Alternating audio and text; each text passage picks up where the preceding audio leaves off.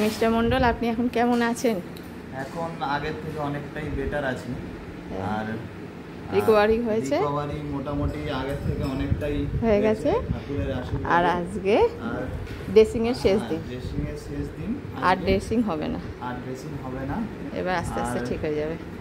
এইটা হওয়ার পর আমার বন্ধু বান্ধব সবাইকে বন্ধুদের পাশে থাকার জন্য অশেষ ধন্যবাদ।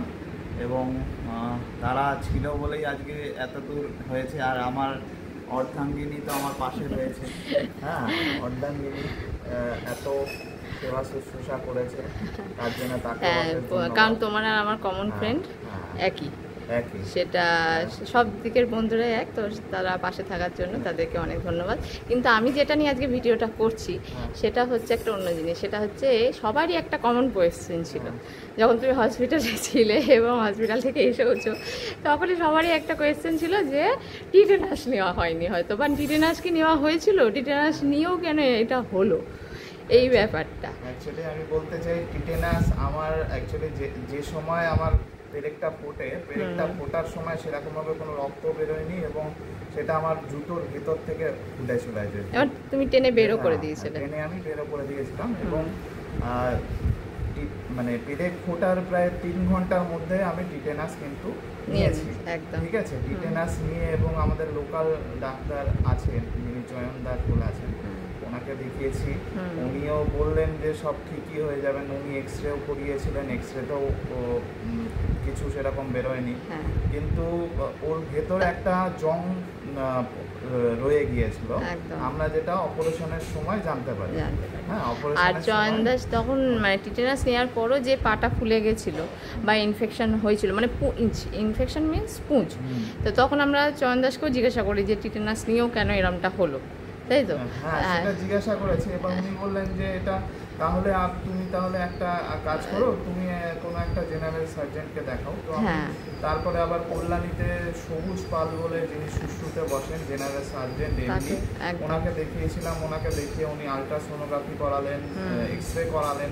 সেই উনিও বললেন যে উনি বললেন যে এটা মেডিসিন খেয়ে ঠিক হয়ে যাবে, আপনি ঠিক হয়ে যাবে। তো সেটা ঠিক হয়েও ছিল। যখন আমার গৃহপ্রবেশ হয় আর কি, তখন দেখতে পাবেন আপনারা যে আমি হাঁটা চলা করে কিন্তু তখনকার ভিডিওতে ভালোই দেখা যাচ্ছে যে তোমার পা পুরো ঠিকঠাকই আছে। তারপরে হঠাৎ করে তার কিছুদিন বাদেই কিন্তু পা ফোলা আবার শুরু হয়।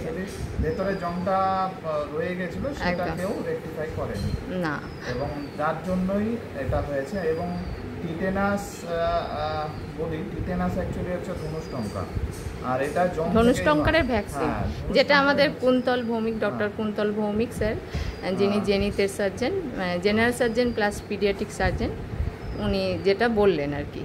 তো ওটা ধনুষ্টঙ্কার রোগকে মানে ভেতরে রয়ে গেছিল বলেই কিন্তু পুঁজটা হচ্ছিল, অ্যান্টিবায়োটিকের ডোজটা কমে গেলে না থাকতো তাহলে আর এই এটা ওষুধেই ঠিক হয়ে যেত। একদমই তাই। আর টিটেনাসটা হচ্ছে ধনুষ্টঙ্কার রোগের ভ্যাকসিন অ্যাকচুয়ালি। হ্যাঁ, মানে ওটাতে কোনো যে পুঁজ হবে না সেটা হতে পারে না। পুঁজ যদি পায়ের ভেতরে তোমার জংটা না থাকে, পিসটা যদি থেকেই যায়, তাহলে কিন্তু পুঁজ হবে। সেটা তুমি টিটেনাস দাও বা অন্য কোনো ভ্যাকসিন। তো আর এটা হচ্ছে পায়ের নিচে দিয়ে ঢুকেছিল, তো সঞ্জিতের পায়ে এরকম জায়গা দিয়ে এই জিনিসটা ঢুকেছিল, যেটা পুরো কোনো দিনই বোঝা যাচ্ছে না, এবং সেটা গিয়ে এরকম মানে পায়ের এই আঙুলের জয়েন্টে জংটা ভেতর দিয়ে গিয়ে এখানে ঢুকে বসেছিল আর কি, যার জন্যই আর কি ওই জায়গা থেকে বারবার ওপর দিকে পুঁজ হয়ে পা ফুলে গিয়ে, এবং সেটা সেপটিক মতো আরও হয়ে গেল, যেটা ইনফেকশানটা অনেকটা বেশি হয়ে গেছিলো, এবং হাড়ের জয়েন্টেও কিছুটা চলে গেছিলো। তো সেটাই দেখা যাক। এবার এখনও মেডিসিন চলছে, তো আর হয়তো দিন 7-এর মধ্যে বা মোটামুটি পুরোপুরি ঠিকঠাক হয়ে যাবে, তাই তো? তো ঠিক আছে। তো আর এই জন্যই দেখো এই জংটা, যেটা সুশ্রুত না, জেনিত থেকে দিয়েছিল আমাকে সার্জারির পরে, ডাক্তারবাবু দেখিয়ে তারপর এটা এভাবে দেওয়া হয়েছে। জানি না কতটা দেখা যাচ্ছে, তো তোমাদের শেয়ার করা, কারণ জিনিসটা ঘটেছিল অনেক দিন আগে, প্রায় ফেব্রুয়ারির 25 কি 26 তারিখ, আর ওর সার্জারিটা হলো 16ই মে। তো এটা মাঝখানে অনেক দিন, এতদিন কি করছিলাম, কি বৃত্তান্ত, সেটাই সবার তো জানা, মানে স্বাভাবিক, মানুষের এটা সবারই কোয়েশ্চেন থাকবে, খুব স্বাভাবিক একটা ব্যাপার। যাই হোক, এখন অনেকটা বেটার, আশা করছি পুরো রিকভারি হয়ে যাবে।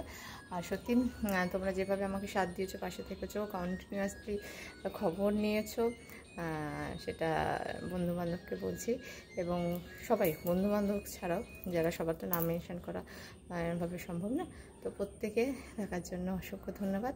এবার দেখি একটু কন্টিনিউ করে ভিডিওটা করতে পারি কিনা। এই মহাশয়ের জন্য একটা শিফটিংয়ের তো একটা ব্যাপার ছিল, শিফটিং করলাম নতুন বাড়িতে, সেটার জন্য তার পরপরই এটা মানে অনেকটাই ঝড় বয়ে গেল জীবনের ওপর দিয়ে। তো ঝড় তো আসতেই থাকবে, আমাদের সবাইকে সামলে নিতে হবে। তো এবার ভাবছি যে এবার একটু ভালোভাবে, অনেকটা টেনশন গেছে, এবার একটু নিয়েতে ভালো করে থাকতে হবে, মানে ভালোভাবে থাকতে হবে।